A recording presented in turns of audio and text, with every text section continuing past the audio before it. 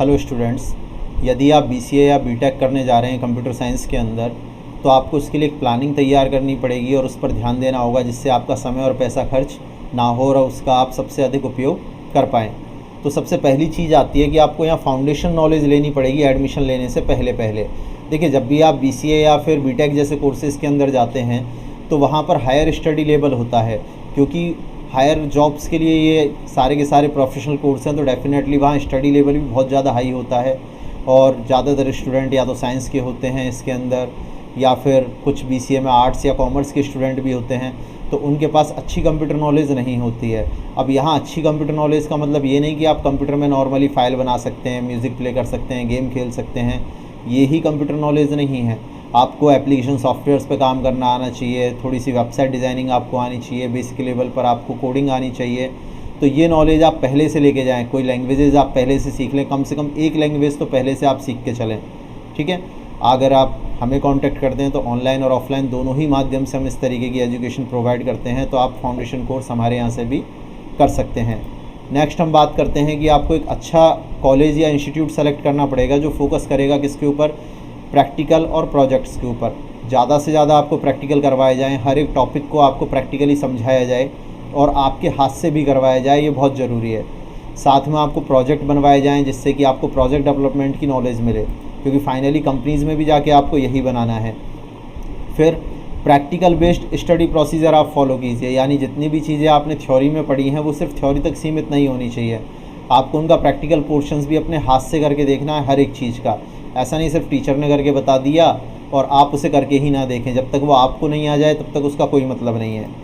Next होता है coding skill, बहुत ज़रूरी है। आईटी सेक्टर के अंदर अगर आप जाना चाहते हैं तो डेफिनेटली आपको कोडिंग आनी चाहिए, चाहे वो वेबसाइट डिज़ाइनिंग का सेक्टर हो, चाहे ऐप डेवलपमेंट का हो मोबाइल्स के लिए, या फिर विंडोज़ के लिए सॉफ्टवेयर बनाने का हो, पीसी सॉफ्टवेयर्स का हो।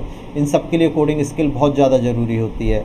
और लास्ट आपको यहाँ पे प्रोजेक्ट वर्किंग करनी है अपने लेवल पे, यानी आपको अपनी तरफ से काफ़ी सारे प्रोजेक्ट्स बनाने हैं अलग अलग पर्पज़ के लिए, क्योंकि जब आप प्लेसमेंट के अंदर बैठेंगे तो आपसे पूछा जाता है कि आपने कितने प्रोजेक्ट्स पे काम किया है, कौन कौन से प्रोजेक्ट हैं जो आपने कम्प्लीटली अपने लेवल के ऊपर बनाए हैं। और अगर आप ये सारी चीज़ें फॉलो नहीं करते हैं तो निश्चित बात है आपको इसका नुकसान उठाना पड़ेगा। जैसा कि एक हमारे पुराना स्टूडेंट है जिसका नाम मयंक है और उसने जयपुर के टॉप कॉलेज से बीसीए किया हुआ है, लेकिन उसके बाद भी 4 से 5 लाख रुपए खर्च करने के बाद और 3 साल बर्बाद करने के बाद भी उसके हाथ में आज 5,000 की जॉब भी नहीं है। तो आप उसका इंटरव्यू देख सकते हैं इस वीडियो को कंटिन्यू रखते हुए। Thank you.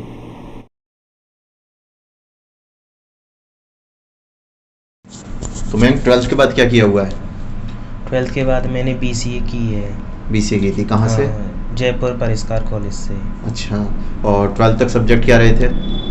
12th तक मैंने पहले तो कॉमर्स की थी, उसके बाद कॉमर्स यदि नहीं हुई तो मैंने आर्ट्स ज्वाइन की थी लास्ट में। ठीक है, और वहाँ सब्जेक्ट कौन कौन से रहे अपने पास में?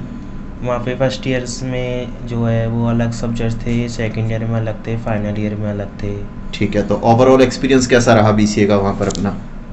वहाँ पे ठीक था, लेकिन वो जो है ना नॉलेज वगैरह नहीं मिली थी, वो किताबों से ही पढ़ा गया वहाँ पे सारा कुछ। अच्छा, मतलब कोडिंग के बारे में कुछ अगर कहा जाए कि प्रोजेक्ट्स वगैरह बनाए हो या फिर खुद की तरफ से प्रोग्राम्स बनाए हो, ऐसा कुछ हुआ या नहीं हुआ? खुद की तरफ से कुछ नहीं बनाए थे। फाइनल ईयर में ज़रूर प्रोजेक्ट बनाया था, उनमें सर ने हेल्प की थी थोड़ी बहुत और हमने ही कुछ कोशिश की थी उसमें। अच्छा, एक प्रैक्टिकल्स कितने होते थे अपने? प्रैक्टिकल्स के लिए जैसे कि हर सप्ताह में या महीने में कितनी बार लैब के अंदर प्रैक्टिकल्स करने को मिलते थे अपने को? लैब में वैसे तो सर ने बोला था क्लास खत्म होने के बाद कभी भी आ जाओ आप, और वैसे कोई हफ्ते में 1 या 2 दिन के लिए लगा देते थे पूरे टाइम। अच्छा, लैब भी, हाँ। मतलब सप्ताह में एक दिन लैब का डे होता था जिस दिन आप लैब में प्रैक्टिस करोगे। हाँ, तो उसमें समझाते भी थे या फिर खुद को ही प्रैक्टिस करनी होती थी? उसमें खुद ही करते थे। मतलब ऐसा नहीं कि टीचर आपको पहले ऑप्शंस या फीचर समझा रहे हैं, खुद करके दिखा रहे हैं सारी चीज़ें और फिर आपको करने को दे रहे हैं? ऐसा सिर्फ फर्स्ट ईयर में ही बताया था थोड़ा बहुत, उसके बाद तो फर्स्ट ईयर में कोडिंग में भी ऐसा बताया या फिर केवल ऑफिस सॉफ्टवेयर में? ऑफिस वगैरह ही, सॉफ्टवेयर। वेबसाइट डिजाइनिंग में कौन कौन सी लैंग्वेजेस थी तुम्हारे सिलेबस में? वो वेबसाइट सेकंड ईयर में आई थी HTML और थर्ड ईयर में PHP आई थी। ठीक है, हाँ। तो दोनों के अंदर कुछ डेवलपमेंट वगैरह करवाए, कोई साइट या प्रोजेक्ट? हाँ HTML में वैसे ही बनवाए थे नॉर्मल सारे नहीं, जो वेबसाइट, text- पूरी एक वेबसाइट पूरी वेबसाइट नहीं बनवाई। कि कंप्लीट एक वेबसाइट बनाई हो हमने जिसमें कई सारे पेजेज हों किसी एक बिजनेस के लिए? नहीं, फाइनल ईयर में प्रोजेक्ट था, उसके लिए नंबर चाहिए थे, उसके लिए सबने बनवाए थे। अच्छा, तो वो हाँ। खुद की मेहनत से बनाई थी या फिर रेडीमेड उठा के लगाई? नहीं, उसमें तो मेहनत की थी, सर ने बनवाए थे तो कुछ कुछ नहीं, तुमने खुद ने बनाई पूरी की पूरी? हाँ, सर ने बताया था। अच्छा, तो मटेरियल उसका मतलब रेडीमेड मिला तुम्हें? रेडीमेड नहीं मिला, कुछ फिर? कुछ हमने ही बनाया था, और कुछ कुछ जैसे कोई वो होते हैं ना वर्क प्लेस वगैरह, वहाँ से कुछ कॉपी किया था, डिजाइनिंग वगैरह। तो अच्छा अच्छा। हाँ। इसके अलावा मुझे बताओ कि सॉफ्टवेयर लैंग्वेज में, प्रोग्रामिंग लैंग्वेजेस में कौन कौन सी सीखी हमने बीसीए के अंदर? वहाँ में फर्स्ट ईयर में तो सी थी, और सेकेंड ईयर में C++ थी, और HTML थी। फाइनल ईयर में जावा आ गई, PHP हाँ। आ गई, ठीक है, और बस यही थी। तो इनके अंदर भी प्रोजेक्ट किए सब में, हर लैंग्वेज के अंदर की? सी में कोई पर्टिकुलर सॉफ्टवेयर हमने बनाया हो, C++ में कोई सॉफ्टवेयर बनाया हो, या जावा में कोई सॉफ्टवेयर हमने बनाया हो? नहीं, वो फाइनल प्रोजेक्ट था ना, उसमें सर ने बोला था कि कोई भी आप लैंग्वेज चूज कर लो जो आपको अच्छी लगती है, ठीक उसमें है। आप बना सकते हो। तो ओके। ज़्यादातर बच्चों ने वो ही चुना था, HTML वाली, हम्म। क्योंकि और सारी टफ सी लगती है। प्लेसमेंट का क्या रहा फिर कॉलेज के फाइनल ईयर के राउंड में? फाइनल ईयर के टाइम पर कोरोना चल रहा था शायद, इसीलिए कोई भी लेने के लिए वो नहीं आए थे, कंपनी वाले नहीं आ अच्छा, पाए। खुद ने ट्राई करा कहीं? खुद ने नहीं किया। कॉलेज ने कुछ ऑफर किए हों प्लेसमेंट्स? नहीं, एक बार लिखा था सर ने बस नोट रोक में, उसके बाद अच्छा। कोई कॉल वगैरह तो आया नहीं कि आपको अच्छा, कौन सी सब्जेक्ट। तुम जब वहाँ फर्स्ट ईयर में थे या फिर सेकंड ईयर में भी रहे हो, वहाँ पर फाइनल भी निकाला है तुमने, हाँ। तो तुम्हारे फर्स्ट ईयर में तुम्हारे फाइनल वालों का हुआ क्या वहाँ से प्लेसमेंट? हाँ, वो तो लगे हैं, बड़े भैया लगे हुए हैं, अच्छा। इन्फोसिस वगैरह में लगे हुए हैं। कितने पैकेजेस पे लगभग एवरेज पैकेज उनका? पैकेज वगैरह का मेरे को आइडिया नहीं है। अच्छा, जानकारी नहीं जुटाई कि फर्स्ट ईयर के अंदर जो फाइनल वाले अपने लगे हैं अपने से सीनियर, वो किस पैकेज पे गए हैं? नहीं। सेकंड ईयर में भी कंपनी आई थी क्या फाइनल वालों को लेने? जब तुम सेकंड ईयर में होगे तो एक बैच तुमसे सीनियर वाला तो फाइनल में होगा ना, हाँ। तो उन्हें भी लेने तो आए होंगे फाइनल में, प्लेसमेंट मिली होंगी उन्हें? हाँ, शायद आए थे। कंफर्म नहीं है? नहीं। ठीक है। बैच में कितने स्टूडेंट थे तुम्हारे में? 100 बच्चों की सीट थी, तो लगभग फर्स्ट ईयर में तो फुल थी 100 के पास। ठीक है। सेकेंड ईयर में थोड़े और कम हो गए, लगभग 80 के आसपास। हाँ। और फाइनल ईयर में तो और भी कम हो गए थे, 60 70 50 कुछ ऐसे। तो ये कम कैसे पड़े लगातार? कुछ बच्चे तो फेल भी हो गए थे, और ठीक कुछ मतलब कॉलेज तो आते ही नहीं थे, घर पे ही पढ़ रहे थे, मतलब कुछ ओके, तो ऐसे एग्जाम तो चीजें सबने दी होगी ना, 100 के 100 एग्जाम ने? जरूर सबने दी थी। हाँ, तो कॉलेज को तो सारी फीस मिली है ना हाँ। फाइनली हर बच्चे की? ठीक है। तो अगर हम बात करके चलें इन सब चीज़ों को लेके, तो फिर जॉब तुमने ट्राई किया कहीं पर? नहीं, क्योंकि है ना किसी भी चीज़ में स्किल इम्प्रूवमेंट नहीं हुई, यदि स्किल इम्प्रूवमेंट हो जाती तो ट्राई करते ही। ओके, मतलब अगर हम बात करके चलें, अब बीसीए कब कंप्लीट हुआ है, किस सन में अपना?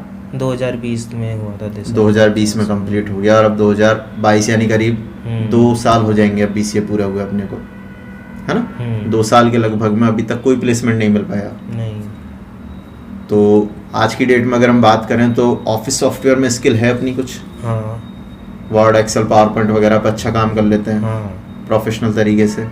इसके अलावा वेबसाइट डिज़ाइनिंग में? वेबसाइट में HTML तो आती है, और CSS भी आती है, जावा स्क्रिप्ट जरूर नहीं आती है। नहीं, आज की डेट में अगर मान के चलो कि कोई प्रोजेक्ट दे आपको करने के लिए कि एक प्रोजेक्ट करना है कंप्लीट, प्रॉपर एक साइट बना के देनी है किसी बिजनेस के लिए, नहीं, प्रॉपर तो नहीं। CSS, जावा स्क्रिप्ट और HTML के जरिए बना के दे सकते हो? प्रॉपर तो नहीं बन पाएगी। अच्छा, जबकि फ्रंट एंड डेवलपमेंट में वो काम आती हैं ये तीनों लैंग्वेज, हाँ। है ना?